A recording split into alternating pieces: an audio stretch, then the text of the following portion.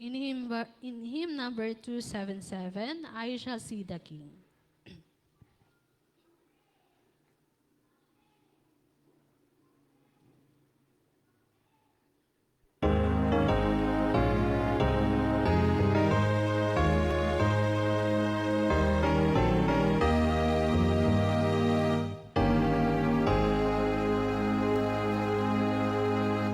I shall see the King, where the angels sing. I shall see the King someday. The better land of the gold is found, and with him shall ever stay. In his glory I shall see the King, and forever endless presence see. 'Twas on Calvary Jesus died for me. I shall see the King someday. The land of song and the glories where there never comes a night. The Lord was slain, I shall ever reign, and the glory land of light.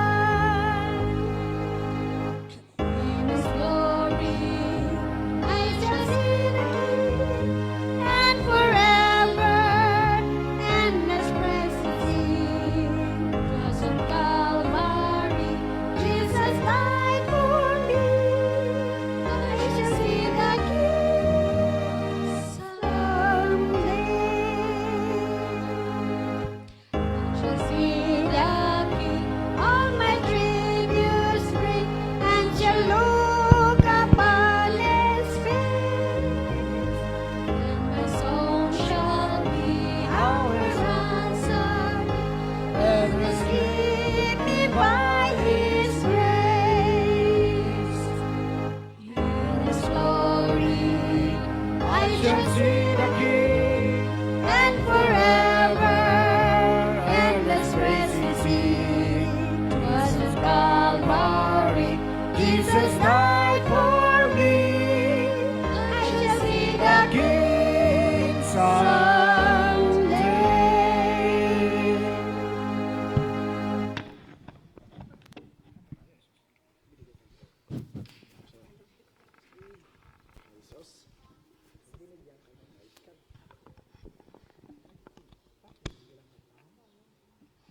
Magandang umaga po muli, mga kapatid at happy Sabat. Tayo po ay patuloy sa pagpuri sa Panginoon. Tayo po ay darako na sa ating ikalawang serbisyo. Tayo po ay may mga munting paalala sa bawat isa. Sa mga nais pong gumamit ng palikuran or ng CR, meron po tayong 3 palikuran. Meron po tayo sa labas, pamabait at panlalaki, at isa po dito sa loob. At inihikayat ko po na sana ang gagamit lamang po ng palikuran dito sa loob ay ang ating mga nakakatandang kapatid. Kasi po medyo malayo po yung CR po natin sa labas at ibigay na lang po natin sa kanila muna ang paggamit dito para hindi naman po maging overcrowded yung paggamit po natin ng CR sa loob. At pangalawa po, ang ating pong iglesia ay nakaharap sa highway. Hindi naman po siya national highway, pero ang lugar pa rin ito ay mabilis ang pagpapatakbo po ng mga sasakyan. Kaya ingatan po natin ang ating mga anak ay nasa paningin po natin kasi po baka bigla po silang dumiretso at lumabas po doon at hindi naman po natin na gugustuhin na masagasaan po sila ng mga sasakyan dyan. Ganon din po ay tabi po natin sila sa ating mga tabi dahil ito po ay pagsamba sa ating Panginoon at hinikayat po natin na sila rin po ay turuan natin kung paano makinig sa loob ng iglesia. At ayun po mga kapatid, ang ating mga paalala, ang ating mga telepono. kung hindi naman po tayo nag-aantay ng isang importanteng tawag or balita, inayayahan ko po na kung maaari po ay i-silent mode na lang rin po natin or i-shut down nang sa ganun po ang ating buong pagsamba or ating buong atensyon ay naka-diretso lang po or naka-focus lang po sa pakikinig ng salita ng Panginoon. Akin na pong babanggitin ang mga gaganap at mga gumanap sa ating pagsamba ngayong araw ng Sabado sa ating Divine Worship. Pinangunahan tayo sa pag-aawitan na ating chorister, Sister Queenie Ranes. And then, ating nasa monitoring screen and sounds ni si Sir Romy Sidugin. Ang maglilingkod po sa pag-collect ng ating mga tithes and offering ay si Sister Jomra. And then, sa pagpasok po ng ating mga gaganap sa paglingkod, ay awitin po natin ng The Lord is in His Holy Temple. At magkakaroon tayo ng invocation, pagkakalupay ito ng ating speaker, offertory reading ni Brother Alvin Mascardo, and then doon na po ang pagkokolekta ng ating mga tithes and offering. Ang ating offertory music ay Showers of Blessing, and doxology po ay Bless Thou the Gift. Offertory prayer po ulit ni Brother Alvin Mascardo. Pagkatapos po noon, tayo po ay mananatiling nakatayo at awitin po natin ang ating hymn of adoration, ang All Hail the Power of Jesus' Name. And then, scripture reading and pastoral prayer po ni Ma'am Mercy Sidugin. Pagkatapos po noon, ay prayer song po natin ay Where Jesus Pleads at ang doxology po natin doon ay Hear Our Prayer, O Lord. And then, message and song po ng ating mga kalalakihan na pangungunahan po ni Brother Alvin. Spoken word from the Lord, ito po ay dadalhin sa atin sa katauhan po ni Brother George Ranes. Hymn of consecration by the chorister, benediction of our speaker, hymn of hope, soon Jesus will return. Bago po ako uupo, nanyayahan ko po ang lahat na ating pong buksan ng ating mga Biblia sa Romans 12 verse 1. Ito po ang sinasabi sa wikang, babasahin ko po sa dalawang wika. Sa wika Ingles, verse 1, I beseech you therefore, brethren, by the mercies of the God, that ye present your bodies a living sacrifice, holy, acceptable unto God, which is your reasonable service. Sa wikang Tagalog po, kaya nga mga kapatid, ipinamamanhit ko sa inyo, alang-alang sa mga kahabagan ng Diyos na inyong iharap ang inyong mga katawan na isang haing buhay, banal na kaaya-aya sa Diyos na siya ninyong katampatang pagsamba. Atin pong ihanda ang ating mga sarili sa ating pagkapatuloy sa pagsamba. Muli po, happy Sabbath sa ating lahat.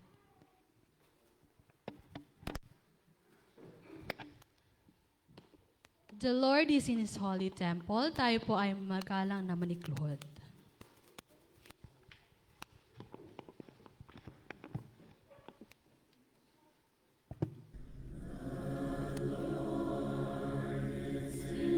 His holy temple, the Lord is His holy temple.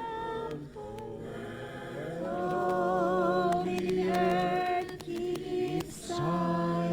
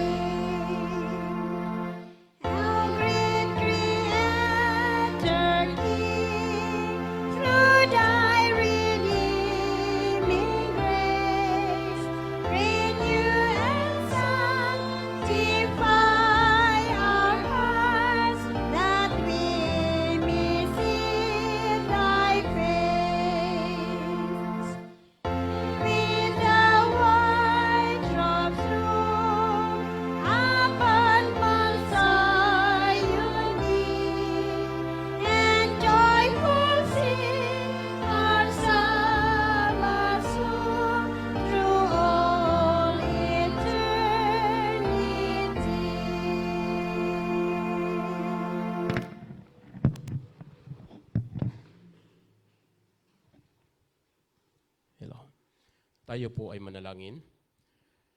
Dakila mapagpala po naming Diyos. Panginoon, narito po ang inyong bayan. Sumasamba at magpupuri sa inyong dakilang pangalan. Amin pong idinadalangin sa inyo, Ama, na kami po nawa ay inyong puspusin ng inyong banal na Espiritu. Narito po ang inyong mga salita na amin pong pag-aaralan. Pagpalain niyo po ang bawat isa sa amin, O Panginoon, na kami ay lalago sang-ayon po sa inyong biyaya. Ipagkaloob ang kapayapaan ng aming mga puso at kaisipan at patuloy kaming patnubayan kung saan ikaw ang siyang aming Diyos na buhay na siyang aming sinasampalatayanan. Salamat ng marami, Panginoon, sa inyong pagpapatawad sa aming mga pagkakasala, maging sa aming mga pagkukulang na ikaw ang siyang pumuno. Ito ay aming dinadalangin sa pangalan ni Jesus.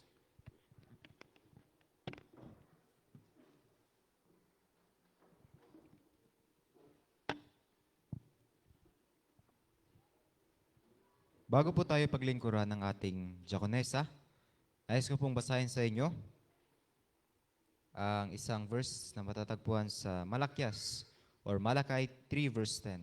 Sabayan niyo po akong basahin kung meron po kayong mga banal na kasulatan. Malakay 3 verse 10. Verse 10, dalhin ninyo ang buong ikasampung bahagi sa kamalig upang magkaroon ng pagkain sa aking bahay. At sa gayoy, subukin ninyo ako, ngayon sabi ng Panginoon ng mga hukbo. Tingnan ninyo kung hindi ko bubuksan para sa inyo ang mga bintana ng langit at ibubuhos ko sa inyo ang isang pagpapala na walang sapat na kalalagyan. Nais ko na pong basahin ang ikalawang verse na matatagpuan po sa 2 Corinthians 9 verse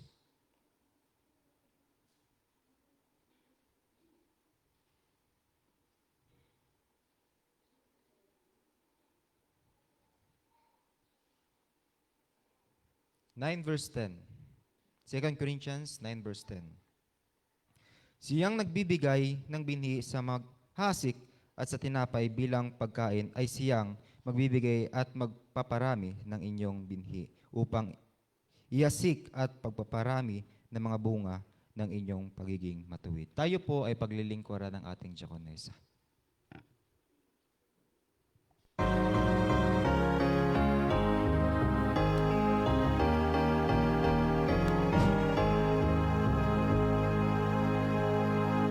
There shall be showers of blessing. This is the promise of love. There shall be seasons refreshing, sent from the Savior above. Showers of blessing, showers of blessing we need. Mercy of us are falling, but for the showers we pray. There shall be showers of blessing, precious reviving again, over the hills and the valleys, sun of abundance of rain. Showers of blessing we need. Mercy that showers are falling, but for the showers we pray.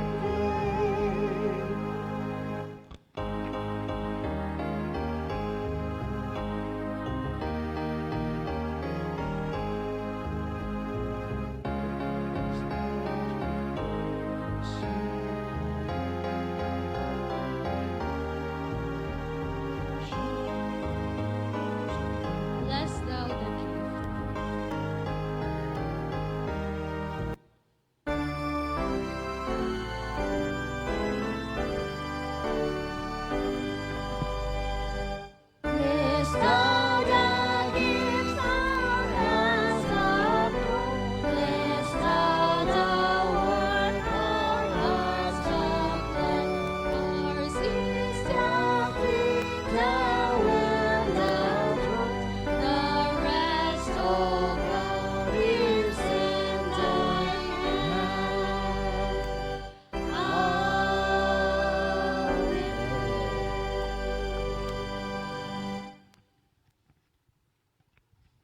Tayo po ay manalangin.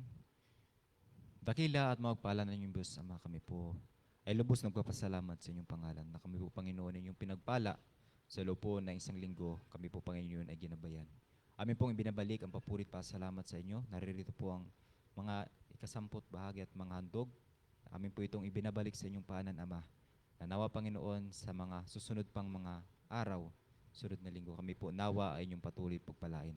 At nawa po, samahan kami sa aming pagtatrabaho. Patuloy kaming buhusin ng saganang pagpapala. Maraming pong salamat sa inyong patuloy na palang pinagkaloob sa amin. Ito pa aming dalangin. Sa pangalan ni Jesus. Amen.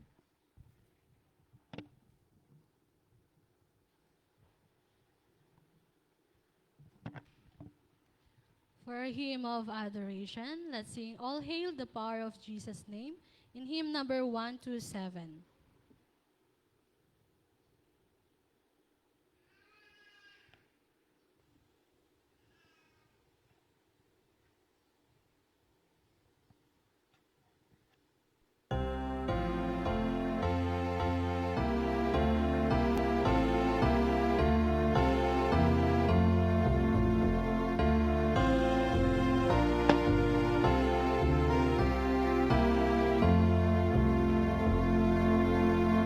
All hail the power of Jesus, let angels prostrate fall.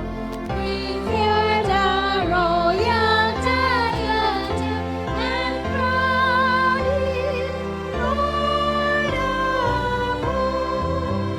Bring forth the royal diadem and crown him Lord of all. Israel is one chosen race, the ransom of the born.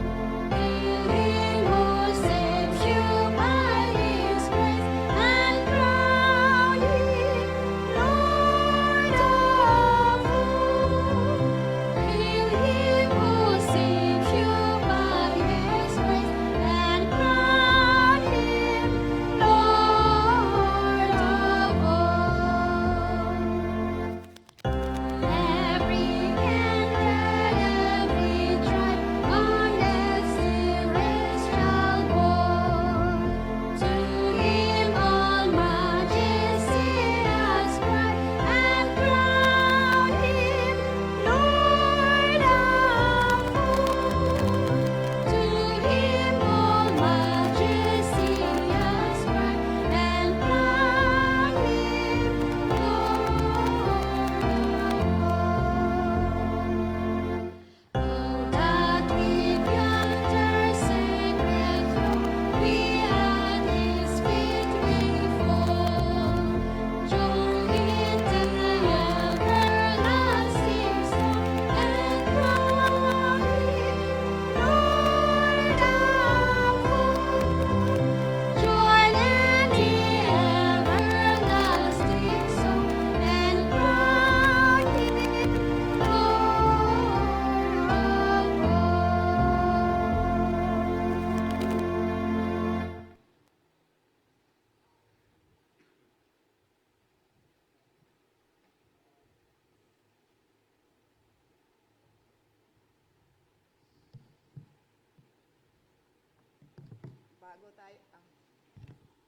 Bago tayong manalangin, ako po yung magbabasa ng sa Roma 15 verse 13. At babasahin ko rin po sa English version. Ito po sa Roma 15 verse 13. Puspusin nawa kayo ng Diyos na siyang bukal ng pag-asa, at nawa ay pagkalooban niya kayo ng kagalakan at kapayapaan sa pamamagitan ng inyong pananampalataya upang mag-umapaw ang inyong pag-asa sa pamagitan ng kapangyarihan ng Espiritu Santo.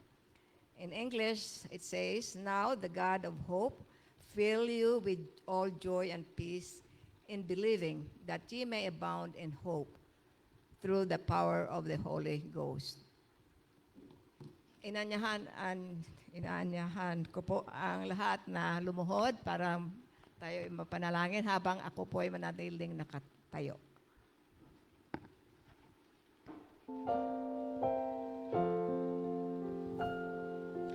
Spirit of the living God, full of praise on me. Spirit of the living God, full of praise on me. Help me, mold me, fill me, use me. Spirit of the living God, full of praise on me. Almighty God and Heavenly Father, this very moment, Lord, we come before your presence to praise you and to thank you that we have this privilege of gathering together as your children in this house of worship to praise your name and to know more of you. Personally, I would like to thank you for bringing us safely here and to be with our loved ones in our family, church family once again. Thank you, dear Lord, for protection and for healing and for guidance that we're able to reach here safely. In this very moment, I would like to ask that your presence be with us as we worship and as we sing praises to you. And I would like to present to you our speaker this morning, Brother George. Lord, may you give him the bread of life coming from heaven that will encourage us and to strengthen our faith in you, so that we'll come out of this house of worship spiritually revived, and that will be able to help in the finishing of your work. And I would like to ask that your presence be with our waiting congregation and those who are having problem with health. May you be with them, Lord, and if it's your will that you will fill them with joy and with thanksgiving and with health, so that they will be able to praise you and to worship with you this Sabbath day. I pray for those who are still coming on their way. May you protect them, and may you also be with all our loved ones who are not here, our children, our brothers and sisters who are away from us. May you be with them also, Lord, especially those who are not feeling well. May you comfort them and heal them if it is your will. May your presence be with us today. May you forgive us of everything that we have done against you. And may we have that privilege of meeting again together, or that grand reunion in heaven where we can live with you forevermore. May you forgive us now of all the sins that we have committed. For all these favors, I pray in Jesus' name. Amen. Hear our prayer, O Lord. Hear our prayer, O Lord. Incline thine ear to us, and grant us thy peace. Amen.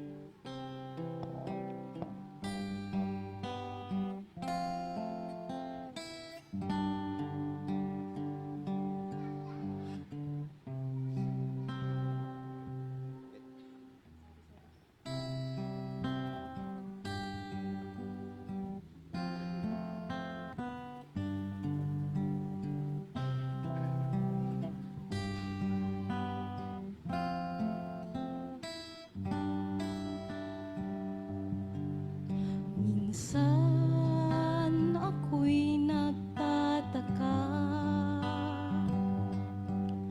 bakit may pagdurusa pa? Wala na bang katapusan itong mga problema?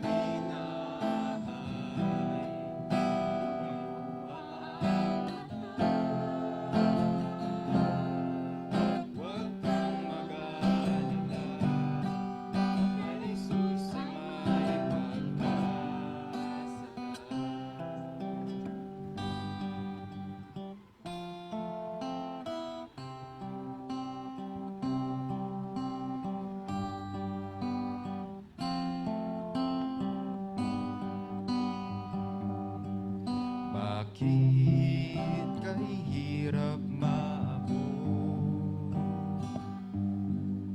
mga munting pangarap? Tala na nais makamit, sadyang napakahirap.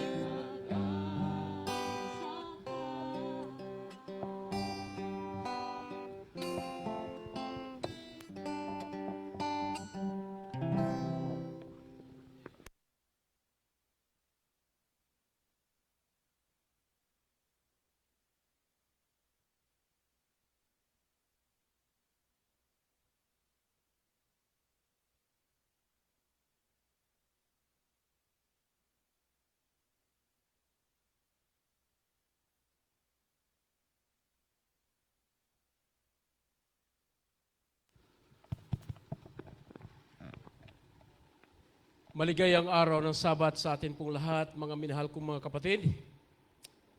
Happy Sabbath! Isang pagkakataon mga kapatid na ang bayan ng Diyos ay nagkakaisa. Ito po ay dahil sa kabutihan ng Panginoon.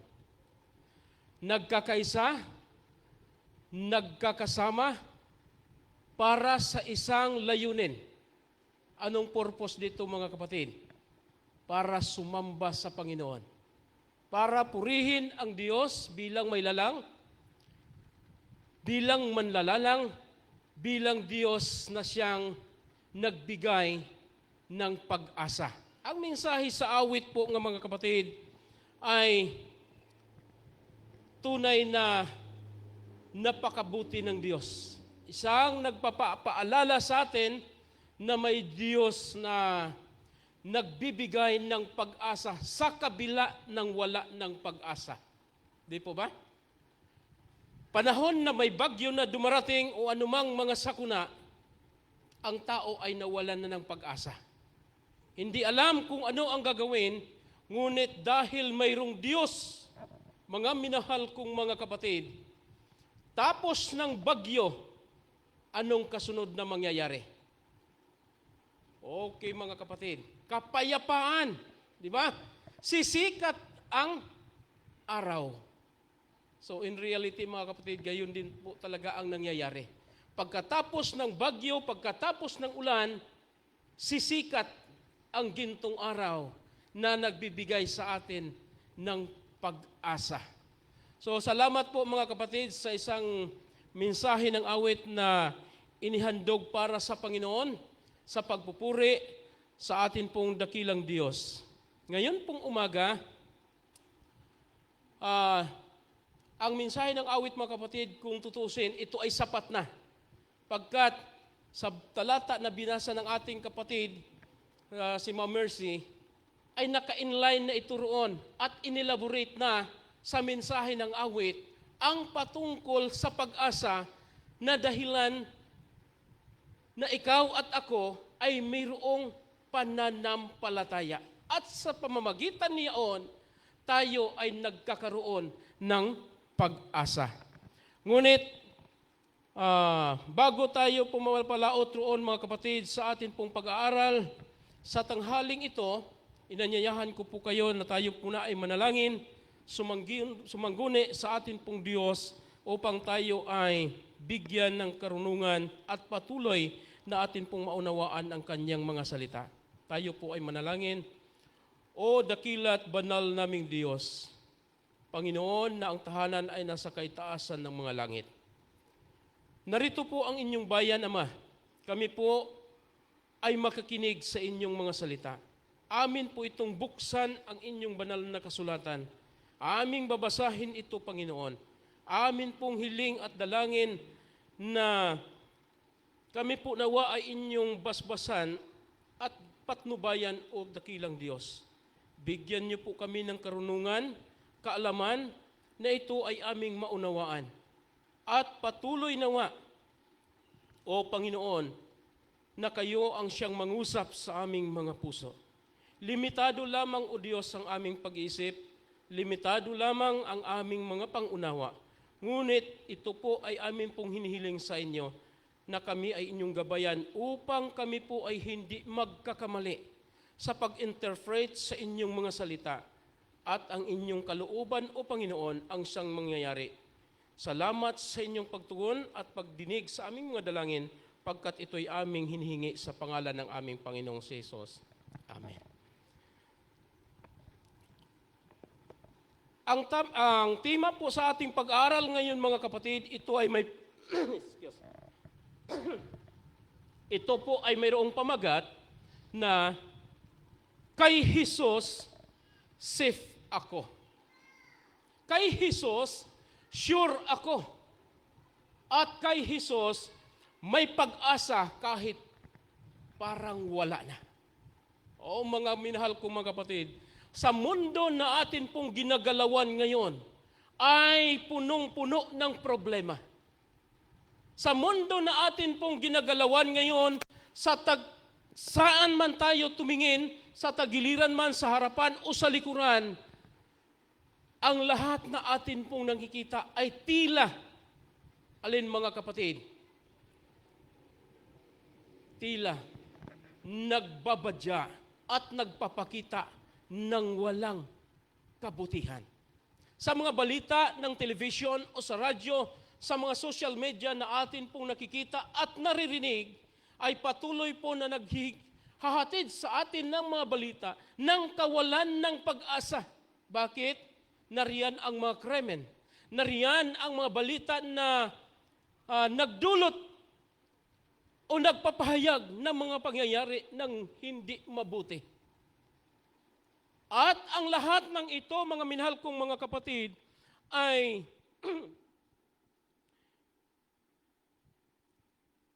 sa mga kapahayagan, naglathala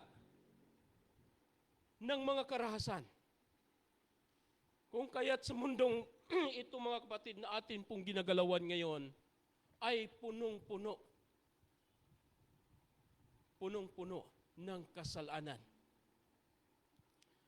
Sa pangunahing talata na atin pong binabasa, kani-kanina lang mga kapatid, ng ating pong kapatid na sister, si Ma'am Mercy, sa aklat ng Roma, 15 at talatang 13, ito po'y aking ulitin lamang po sa pagbabasa mga kapatid, ito po ang pagkakasabi.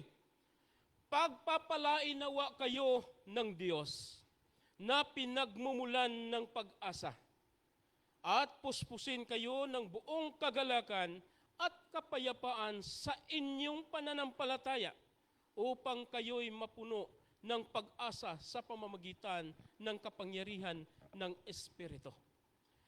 Ito po mga kapatid, sa buhay,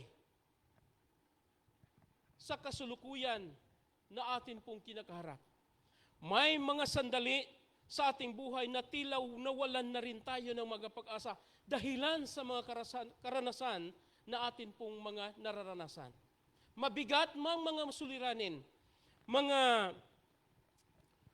pamilya. Ngayon mga kapatid, maraming mga pamilyang naapektuhan sa parte ng Mindanao kamakailan lamang nung sumapit ang malakas na ulan at nagkaroon ng pagka-landslide. Sa iba't ibang dako o mga lugar, ito po ay atin na ngayong masaksihan at makikita ang mga nangyayari. At maraming mga pamilya, mga bata, mga maliliit ay sumisigaw ng kahirapan. Nawalan ng mga tahanan na siyang kanilang inaasahan na mapagkublihan mula sa araw at maging sa ulan. Nawalan ng mga source ng pangangailangan. Bakit po mga kapatid? Ang kanilang mga kabuhayan ay nauubos at ito po ay nawawala dahilan sa mga trahedya at ng mga kalamidad. Mga pamilya na kung saan nawalan na ng trabaho. Nawalan ng trabaho. Mga estudyante na bumagsak sa pag-aaral. Marami mga kapatid na desperado sa buhay sa mundong ito sa kasalukuyan na atin po ngayon na kinakaharap mga minahal kong mga kapatid. Mga mag-asawa na ang kanilang relasyon ay nasira. Mga tao na nagkaroon ng karamdaman na hindi gumaling sa kanilang mga sakit. Ang bawat isa po nito mga kapatid na nakaranas ng gayong mga karanasan ay nagkaroon ng alin? Nagkaroon ng malalim na sugat sa kanilang puso. Hindi alam kung ano ang gagawin. Hindi alam kung paano magsimula at hindi alam kung paano mga kapatid humakbang dahil walang mapupuntahan. Wala nang malalapitan. At kung saan mga kapatid, tila lahat ng pinto ng langit ay tahimik. Maraming mga taong dumadalangin sa Diyos at nagsasabi, Kung mayroong Diyos, dapat ang aking panalangin ay dininig na. Pero bakit wala? Tila ang sa kanilang pangunawa, mga kapatid, ang Diyos ay nanahimik at hindi pinakinggan ang kanilang mga pananalangin. Ito po, mga kapatid, sa mga paraan ng Diyos na ipinapahintulot. Ang gayong mga karanasan, ang Diyos ay nananawagan sa bawat isa sa atin. Kung kaya nga, ang sabi nga, ang pag-asa ay laging buhay kapag ka ikaw ay lumapit sa Panginoon. Pagka ikaw ay lumapit sa Panginoon, hindi siya nagtatapos kung saan tayo sumusuko. Tulad nga ng ating nabanggit, mga kapatid, sa panahon na tayo nakakaranas ng mga mabigat, ng mga suliranin sa buhay, mga problema, mga pagsubok na hindi natin alam kung papaano pa natin ito malulutasan o masolusyonan. Mga minahal kong mga kapatid, tila tayo ay susuko na. O, susuko na. Bakit? Hindi na alam kung ano ang gagawin na siyang naging dahilan ng karamihan sa mga tao sa atin po ngayong kapaligiran na alin ang kanilang ginagawa. Kinitil ang kanilang mga buhay. Ang iba ay tumatalonser sa mga bangin, ay sa mga building, dahil hindi na alam kung ano ang kaniyang gagawin. Sa panahon ng isang mag-asawa ay nagkakahiwalay, ang isa sa kanila ay ang ginagawa ay umiinom na lang ng nakakalasong gamot. Pagkat kanyang iniisip na kung siya ay mamamatay na, tapos na ang problema. Ito po, mga kapatid, ang siyang ating nakikita sa atin ngayon na mga kapaligiran, sa mundong ibabaw na ating ginagalawan, saan mang dako na mga lugar, ito po ang nagiging isang pangyayari. Sa halip sa ating pinakamababang punto, doon tayo kinikilos ng kanyang biyaya. Ito po ang kabutihan ng Panginoon, mga minahal kong mga kapatid. Bakit? Na sa panahon na tayo nakararanas ng iba't ibang mga karanasan, mabigat man o mahirap na mga karanasan sa buhay, kapag hindi na natin kinakaya ito, may Diyos na sumaklolo sa atin. May Diyos na umabot ng kanyang kamay sa atin upang tayo'y maiahon sa gayong mga problema. May Diyos na siyang nagbibigay ng solusyon, kapanatagan sa ating mga puso, sa ating kalooban, kapayapaan sa ating mga kaisipan, sa kabila ng kawalan ng pag-asa. Purihin po ang Panginoon, mga kapatid. Bakit po? Tayo ay nabibilang sa isang pananampalataya na siyang Diyos ang siyang ugat nito. Pundasyon. Ang Diyos ang siyang ating pinaglilingkuran. Kay Jesus, may bagong simula. Ang kasaysayan ng buhay mo ay hindi pa natatapos. Hindi po natin masasabi, mga kapatid, na tayo'y nakapagtapos na sa anumang mga edukasyon ng o level ng atin pong naaabot. O anumang antas ngayong buhay na atin pong nararating, ay tapos na, mga kapatid, ang atin pong naging kasaysayan. Hindi pa. Ang sabi nga, ang Diyos ay may plano. Ang Diyos ay may panukala para sa iyo. At hindi pa ito natatapos hanggang ikaw ay nabubuhay. Hanggang ikaw ay may buhay. Ang Diyos ay mayroon pang mga magagandang isinusulat o isusulat para sa iyo. Mga minahal kong mga kapatid, may ilang mga talata, may mga ilang halimbawa sa banal na kasulatan na mga pangyayari, karanasan na siyang tila ba wala ng pag-asa. Atin pong babaybayin, mga kapatid, ang aklat ng Marcos 5, ang talata ay 25 hanggang 34. Ito po ay kwento Alam na po natin dito mga kapatid, ang kwento ng isang babae na nagdudurugo. Ito po ang kanyang karamdaman. Ang kanya pong karamdaman, mga minahal kong mga kapatid, ay hindi po ordinaryong karamdaman. Hindi po ordinaryong karamdaman, mga minahal kong mga kapatid. Bakit? Siya po ay nagkaroon ng karamdamang ito na taon ang binibilang ng kanyang pagtitiis. Napakahirap, Sister Yule.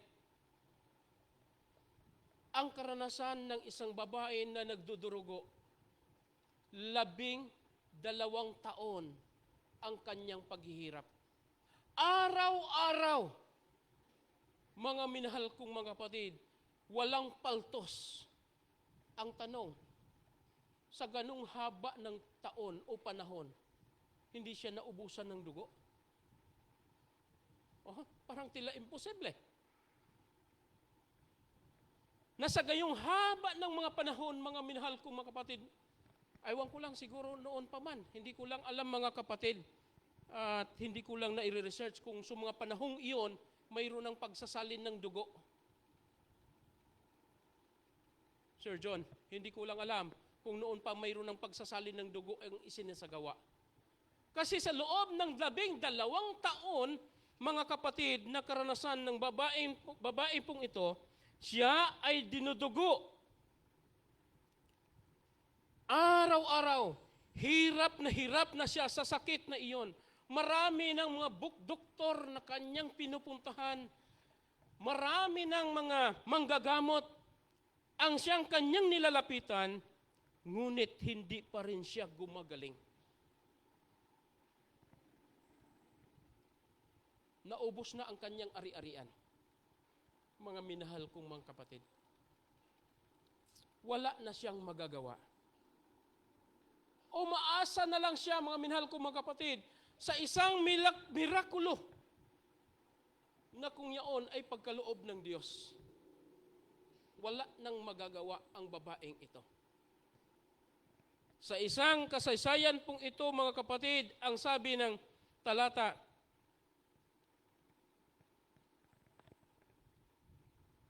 okay, 25. Sa halip, lalo pang lumala ang kanyang karamdaman.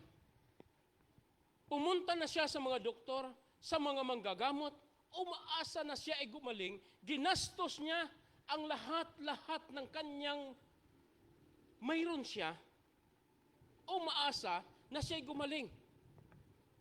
Subalit, baliktad ang pangyayari, mga minahal kong mga kapatid.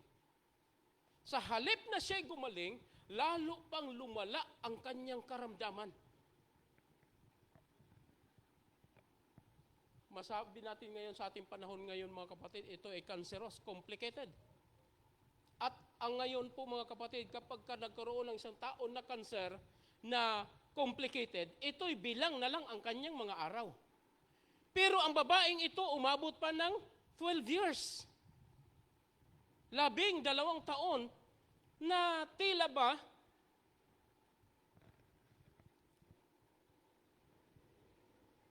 nananatili pa siyang buhay, nananatili siyang nakakaranas ng ganitong paghihirap. Kung sa iba siguro itong mga kapatid, nagpakamatay na. Nagpakamatay na. Araw-araw. Sa loob ng cycle ng mga panahong iyon, wala na siyang magagawa. At kanyang nabalitaan, ito na lang po mga kapatid, ang isa niyang nagiging munting pag-asa. Munti na lang mga kapatid, nababalitaan niya na ang tungkol kay Jesus, kaya't nakipagsiksikan siya noong kanyang nabalitaan na si Jesus ay darating. Mahal kong mga kapatid, ang sabi ng Panginoon, kapag ka ikaw ay mayroong pananampalataya na kasing laki ng isang butil ng mustasa, maari mong ilipat ang bundok. Maari mong sabihin sa bundok na ikaw ay lipat doon sa kabilang ibayo. Kapag ikaw ay mayroong butil na kasing laki ng butil na mustasa na pananampalataya. Gaano kalaki ang butil ng mustasa, mga kapatid? Napakaliit. Napakaliit lang.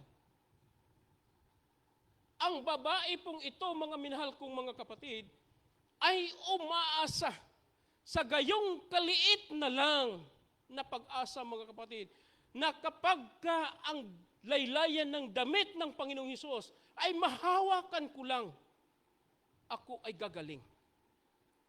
Isipin po natin, mga kapatid, take note, ubos na ang kanyang ari-arian.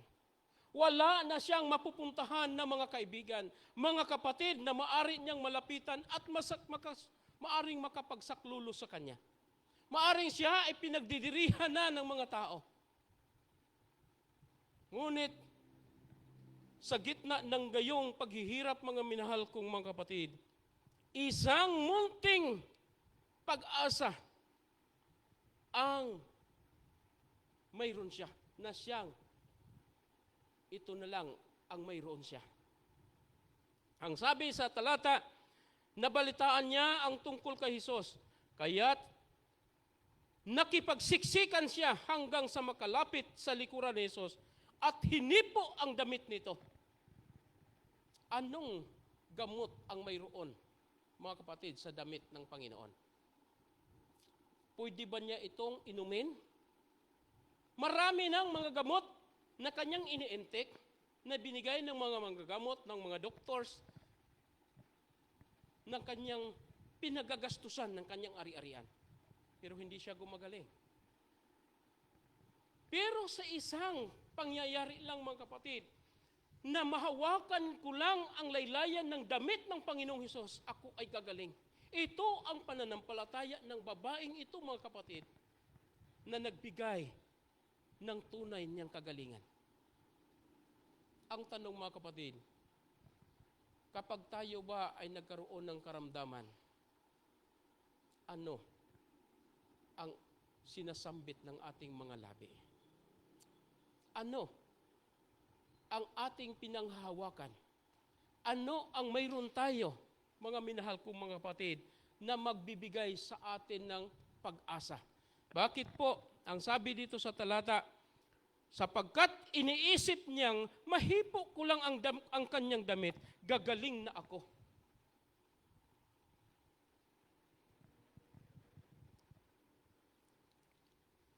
Nagdusa, gumastos ng lahat, at lumapit sa maraming mga gagamot, walang nakapagpapagaling. Tila wala ng pag-asa, ngunit sa isang abot lang sa laylayan ng damit ng atin pong Panginoong Hesus, ito ang siyang naging daan ng kanyang kagalingan. Ang karanasan ng babaeng ito po, mga kapatid, ang siyang nagbibigay sa atin ngayon ng inspirasyon. Sa kabila ng kawalan ng pag-asa sa mundong ito na atin pong ginagalawan, mayroong Diyos na atin pong malalapitan. Na tunay na siyang magbibigay sa atin ng kagalingan. Na tunay na nagbibigay sa atin ng kaligtasan mula sa pagkalugmok ng isang tao sa kasalanan.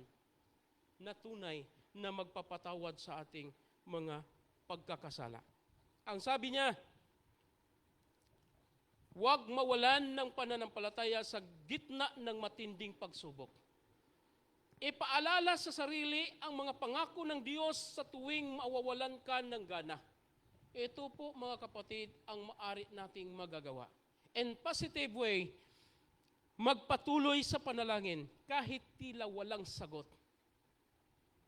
Sa positibong pamamaraan, mga kapatid, ay atin pong magagawa ito nang tayo po ay magkaroon ng pag-asa. Tumingin sa mga dating pagkakataon na iniahon ka ng Diyos at itong siyang kanyang gagamiting muli ang sitwasyon para sa kabutihan mo. May sitwasyon ba, mga kapatid, na ikaw at ako man ay kumakaharap ngayon sa tila wala ng pag-asa? Alam po natin na tayo po ay iba't ibang mga karanasan ang atin pong nararanasan. Sitwasyon, mga problema, mga suliranin sa buhay, mga pagsubok, at ang lahat ng ito ay hindi po tayo exempted. Ngunit, paano po natin o paano tayo nagkaroon na, o paano natin ito nararamdaman mga kapatid, na tayo may pag-asa kay Kristo kahit hindi pa natin nakita ang kasagutan. Medyo maaliwalas lang ang ating mukha, medyo masaya lang tayo sa ating pakiramdam kapag ka atin pong nakikita mga kapatid na nasagot na ang ating panalangin. Di ba ganon ang mga pangyayari? Gumaan ang ating pakiramdam kapag ka nasagot na ang ating pananalangin. Pero kung hindi pa, parang nakakapagod ng lumuhod. Parang susuko na mga kapatid kasi parang ganun man lang. Nanalangin ako ng nanalangin sa Panginoon pero walang sagot. Hindi dinidinig ang aking panalangin. Mga minahal kong mga kapatid, ikaw at ako ay may pag-asa kay Kristo. Kapag wala na tayong nakikitang solusyon sa buhay natin mga kapatid, anong sabi niya? Siya ang mag-take over. Siya ang gagawa ng paraan upang ikaw at ako ay magtagumpay rito. Siya ang gagawa ng daan upang tayo'y makakalusot. Kung wala na tayong magagawa mga kapatid sa sarili po natin. At kapag ito'y atin pong ililalapit sa Panginoon, hinumingi tayo ng tulong sa Panginoon, ikaw at ako'y hindi rin naman mabibigo. Humingi ng tulong, kumapit sa salita at manalig sa Diyos, ikaw ay kanyang palalakasin. Ang iyong pananampalataya ay kanyang dagdagan. Anong sabi niya sa babae? Ang iyong pananampalataya ang siyang nagpapagaling sa iyo. Humayo kang payapa. Mga minahal kong mga kapatid, ito po ang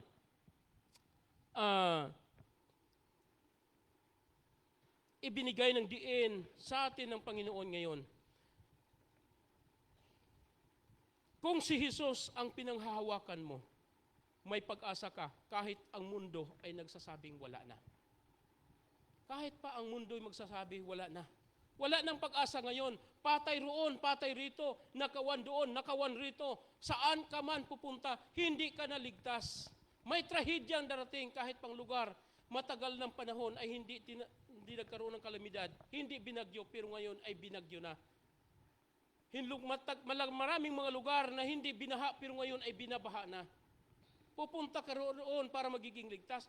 Mga kapatid, wala ng lugar na tayo ay safety para sa ating sarili. Kundi, ang kasiguruhan kung mayroon tayo mga kapatid, kay Jesus lamang. Ang sabi po, may mga sitwasyon, may mga panahon na ito'y pinapahintulot ng Diyos. Hindi para ikaw ay ipapahamak. Kundi mga kapatid, ipinahintulot ito ng Panginoon upang ikaw ay padadaanin sa hasuhasan ng apoy ng inyong pananampalataya. Ito ay magniningning. Ito ay magkikita tulad ng ginto. Ito po ang paglalarawan mga kapatid ng banal na kasulatan. Mga pagsubok na siyang magpipino sa ating napakagaspang mga kapatid na pagkatao.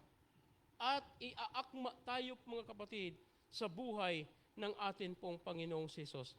Mangyayari po nawa na sa mga oras na ito mga kapatid, madama natin ang kapayapaan, kapanatagan ng ating mga kalooban kay Kristo na siyang ating pag-asa sa kabila ng mundong ibabaw na puno ng kasamaan, puno ng kahirapan at madilim na mga problema ng kawalan ng pag-asa. Pero mayroong Diyos na siyang nagbibigay liwanag para sa atin upang tayo ay mabuhayan ng pag-asa. Ito po aking dalangin mga minahal kong mga kapatid, nawa tayo ay pagpapalain ng atin pong Panginoong.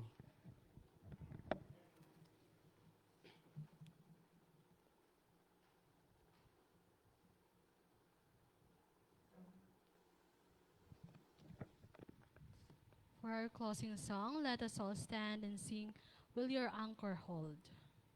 In hymn number 365, Will Your Anchor Hold? Tayo po lahat ay tumayo.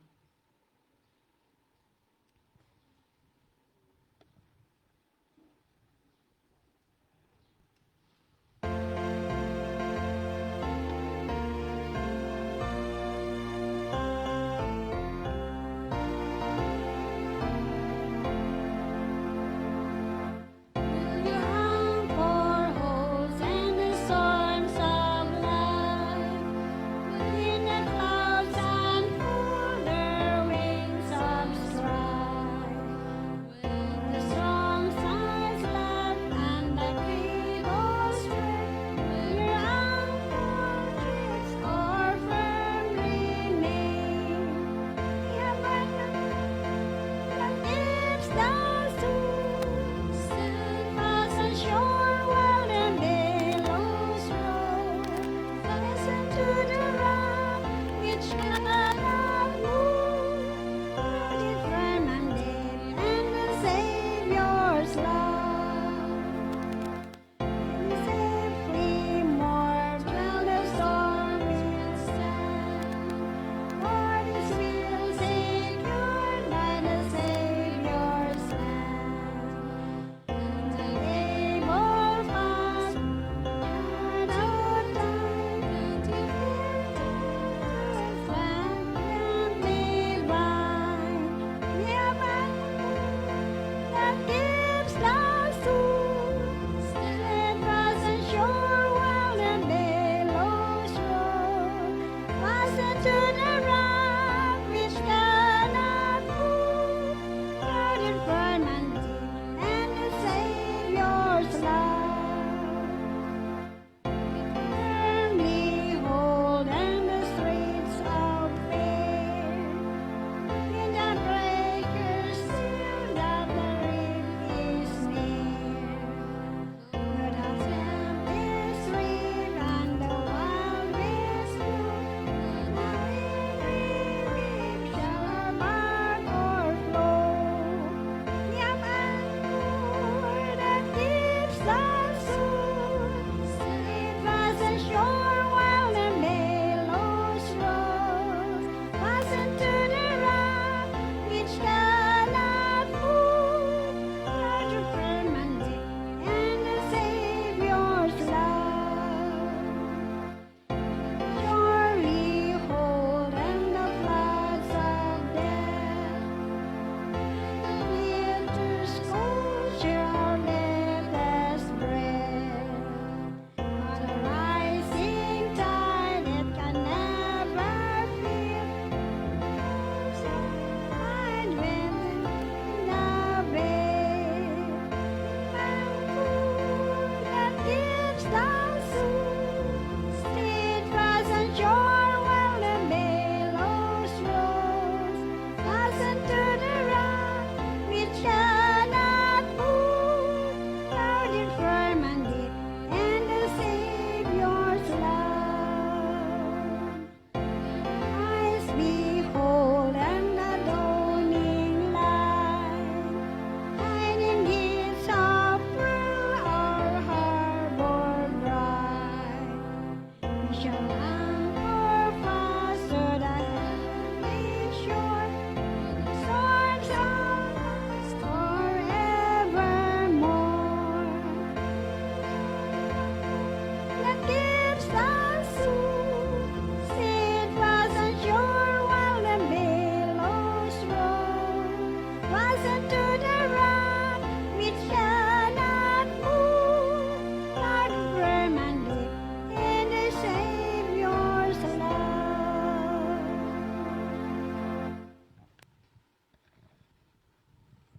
O dakila naming Diyos, sa inyo po ay patuloy naming itinalaga ang aming mga sarili. Patuloy nawa kami, Ama, na patnubayan ng inyong banal na Espiritu. Ang inyo po nawang kalooban ang siyang mangyayari sa buhay namin at hindi ang aming mga sarili o maging amin mga kahinaan. Mahayag nawa, O Panginoon, ang inyong wangis sa aming mga karakter, sa aming buhay. Tulungan niyo po kami, Ama, na magkaroon ng isang pananampalataya na siyang hindi matitinag sa kahit anumang mga problema at pagsubok sa buhay, sa anumang mga balakid sa mundong ito. Ngunit patuloy kaming humahawak sa inyo, magtiwala, sumasampalataya na ikaw ang siyang Diyos na buhay, na siyang nagbibigay ng pag-asa sa kabila ng kawalan ng pag-asa sa mundong ito. Salamat po, Panginoon. Dagdagan niyo po ang aming pananampalatayang ito upang kami, Panginoon, ay lalago sangayon sa inyong biyaya. Salamat ng marami na patuloy kang manahan sa bawat isa sa amin. Ito po, Panginoon, ang aming tanging hinihiling sa pangalan ng aming Panginoong Jesus na aming tagapagligtas. Amen.